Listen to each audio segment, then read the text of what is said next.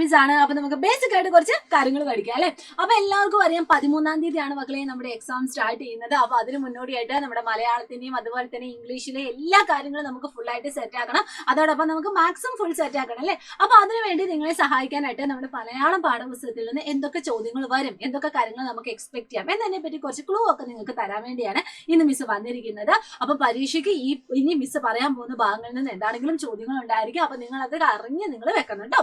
അപ്പൊ നമുക്ക് ഒന്നാമത്തെ ചോദ്യത്തിലേക്ക് പോകാം. ചിത്രം നോക്കൂ. കാക്ക പ്രഥമൻ ഉണ്ടാക്കിയ കഥ പറയുന്നു, എഴുതൂ. ഓക്കെ, ഇവിടെ നമ്മുടെ കാക്ക പ്രഥമൻ ഉണ്ടാക്കുവാണ്. പ്രഥമൻ ഉണ്ടാക്കാൻ ചിലപ്പോൾ എന്റെ മക്കൾക്ക് ഇപ്പോഴായിരിക്കും പഠിച്ചിട്ടുണ്ടാവുന്നത്. ഇനി ചിലപ്പോൾ എന്തായിരിക്കും നിങ്ങൾക്ക് കഴിക്കാൻ ഭയങ്കര ഇഷ്ടമായിരിക്കും. അപ്പൊ എന്താണെങ്കിലും നമ്മുടെ കാക്കയാണ് ഇവിടെ പ്രഥമൻ ഉണ്ടാക്കുന്നത്.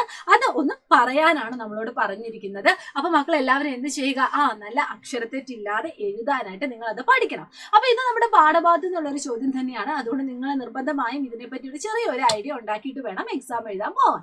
അപ്പൊ നമുക്കൊന്ന് നോക്കാം. ഇവിടെ നിങ്ങൾ ശ്രദ്ധിക്കേണ്ട കാര്യം, കാക്ക പറയുന്നത് പോലെ വേണം നിങ്ങൾ എഴുതാനായിട്ട്. അല്ലാതെ നമ്മൾ ഒരു പ്രഥമൻ ഉണ്ടാക്കുന്ന രീതിയിലല്ല എഴുതേണ്ടത്. കാക്ക ഉണ്ടാക്കുന്ന അല്ലെങ്കിൽ കാക്ക എങ്ങനെയാണ് ഉണ്ടാക്കിയത് ആ ഒരു രീതിയിൽ കാക്ക പറയുന്നത് പോലെ വേണം നമുക്ക് ഉത്തരം എഴുതാൻ.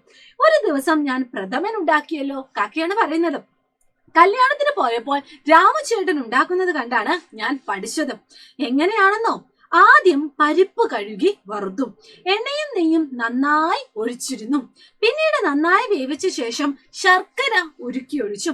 നന്നായി വറ്റി വന്നപ്പോൾ തേങ്ങാപ്പാൽ ചേർത്തു.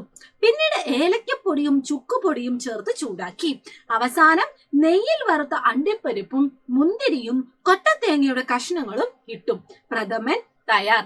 അപ്പൊ ഈ ചോദ്യം കേൾക്കുമ്പോൾ മക്കൾ വിചാരിക്കും, ദൈവമേ ഇങ്ങനത്തെ ഒക്കെ ചോദ്യങ്ങൾ വരുമെന്ന്. അപ്പൊ നിങ്ങൾ ചെറിയ രീതിയിലെങ്കിലും ഒന്ന് ഈ എങ്ങനെയാണ് പ്രഥമൻ ഉണ്ടാക്കുന്നത് അതിനു വേണ്ട കാര്യങ്ങൾ ജസ്റ്റ് ഒന്ന് നോട്ട് ചെയ്തിട്ട് എക്സാമിന് പോട്ടോ. കാരണം എങ്ങനെ ചോദ്യങ്ങളൊക്കെ വരുന്ന സമയത്ത് നമുക്ക് അത് എങ്ങനെയെങ്കിലും നമുക്ക് നല്ല എഴുതിയിട്ട് നല്ല മാർക്ക് മേടിക്കട്ടെ. അപ്പൊ എന്താണെങ്കിലും ഈ ഒരു ചോദ്യം നിങ്ങൾ നോട്ട് ചെയ്യുക. ഇത് നമ്മുടെ പാഠഭാഗത്തു നിന്നുള്ള ചോദ്യമാണ് എന്ന് മിസ് ഇതാ വീണ്ടും ഒന്ന് ഓർമ്മിപ്പിക്കുകയാണ്. ഇനി അടുത്തത് ഇതാണ്. ഇവിടെ നിങ്ങൾക്ക് ഒരു ചിത്രം കാണാൻ വേണ്ടി സാധിക്കുന്നുണ്ട്. ഇവിടെ എന്താ നിങ്ങൾക്ക് കാണാൻ പറ്റുന്നത്, എന്താ പറയാ, ഒരു പുഴ നിങ്ങൾക്ക് ഇവിടെ കാണുന്നുണ്ട്. ഇതാണ്ട് ആ മലയുടെ ആ ഒരു സൈഡിൽ നിന്നും നിങ്ങൾക്ക് കാണാൻ പറ്റുന്നുണ്ടെന്ന് വിശ്വസിക്കുന്നു.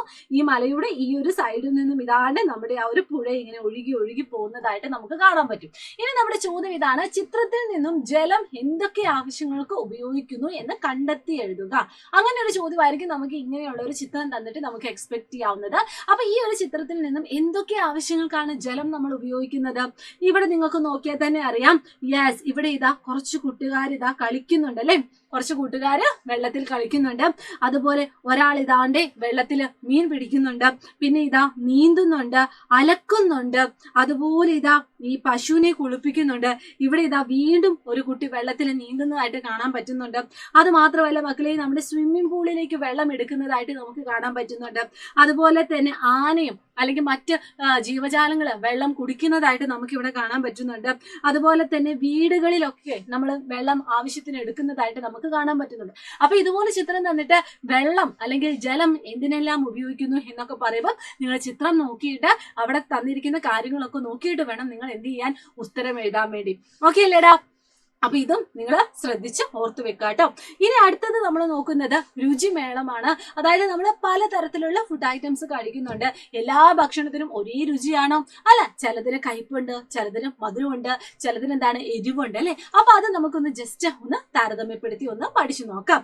ആദ്യം കയ്പുള്ളതിന് എക്സാമ്പിൾ ആണ് നമ്മുടെ നെല്ലിക്ക, അതുപോലെ തന്നെ കഷായം. കുറച്ച് എക്സാമ്പിൾ ഓർത്തു വെക്കാം. ഇനി എരിവുള്ളതിന് എക്സാമ്പിൾ ആണ് ചിക്കൻ കറി, അതുപോലെ തന്നെ മീൻ കറി, മുളക്, അതിനൊക്കെ നല്ല എരിവാണ്. ഇനി അതേപോലെ തന്നെ നല്ല മധുരമുള്ളതിന് എക്സാമ്പിൾ ആണ് ലഡു, ജിലേബി മുതലായവ. ഇനി അത്യാവശ്യം പുളിയുള്ള ഐറ്റംസ് ആണ് നമ്മുടെ പുളി, നാരങ്ങ മുതലായവ. അപ്പൊ ഇതും നിങ്ങൾ എന്ത് ചെയ്യുക, നോട്ട് ചെയ്യുക. അപ്പൊ 3 ക്വസ്റ്റ്യൻസ് ആണ് നമ്മൾ ഡിസ്കസ് ചെയ്തത്. ഇത് 3ഉം നിങ്ങൾ എക്സാം എഴുതുന്നതിന് മുന്നോടിയായിട്ട് ജസ്റ്റ് ഒന്ന് നോട്ട് ചെയ്തിട്ട് വേണം നിങ്ങൾ പരീക്ഷയ്ക്ക് എഴുതാൻ. എങ്കിൽ മാത്രമേ നിങ്ങൾക്ക് ഇത്തരത്തിലുള്ള ചോദ്യങ്ങൾ വരുന്ന സമയത്ത് നല്ല മാർക്ക് കരസ്ഥമാക്കാനായിട്ട് പറ്റത്തുള്ളൂ. അപ്പൊ ഇന്നത്തെ ഈ ഒരു വീഡിയോ ഇത്രയേ ഉള്ളൂ മക്കളെ. അപ്പൊ എല്ലാവർക്കും all the very best and thank you so much. Bye bye.